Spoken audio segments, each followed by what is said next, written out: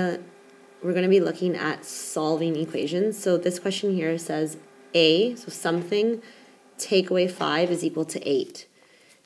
Whenever you have an equation, there's two sides, okay? I'm just going to draw an imaginary line here.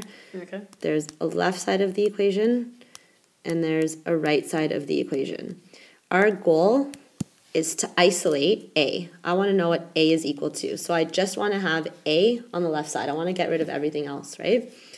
If I have a negative 5, what would I need to do to that minus 5 to make it nothing, to get rid of it? Think of the zero principle. If you have a negative 5, add positive 5. Yeah, we would add 5. Because negative 5 plus 5 is 0.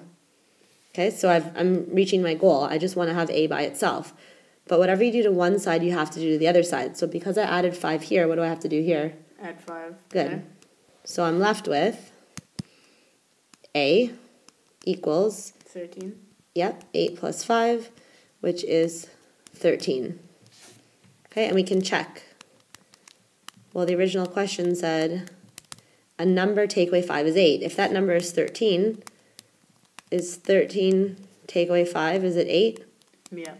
So the left side balances with the right side, they're equal, it works. So you always want to perform the opposite operation. Doing the opposite operation will cancel it out, we'll get rid of it. So I have x plus 2 equals 1. What do I need to get rid of? The x. No, I want to keep x by itself. I don't want to get rid of it. Okay. So you want to get rid of this plus 2, right? Right. How do I get rid of 2? You subtract 2. Right. So what do I have to do to this side? Subtract 2. Good. So this cancels out. That's gone now. 2 take away 2 is nothing. On the left side, I only have my x. On the right side, I have 1 minus 2. And I can solve this now. I can simplify it. What's 1 take away 2? Negative 1. Good. Okay, so again, we're using the opposite operation. Okay, so what does this question say? 3m equals 9. Good. What operation is 3m? What does that mean? Multiplication. Right.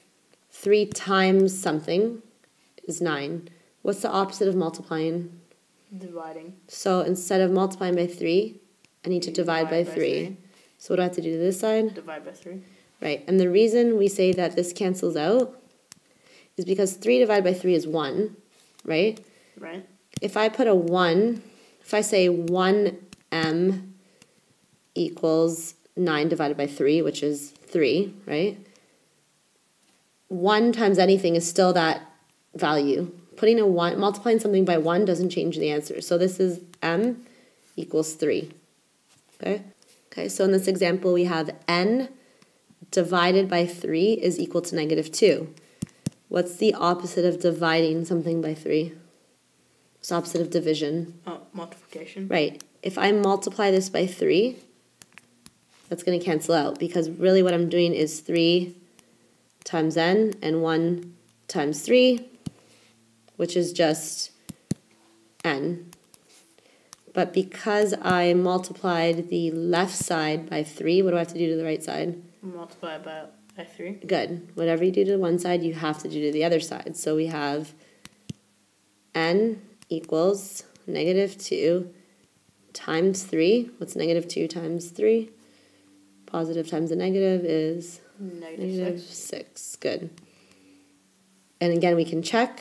The original question said a number divided by 3 is negative 2. Well, if the number is negative 6, is negative 6 divided by 3 negative 2?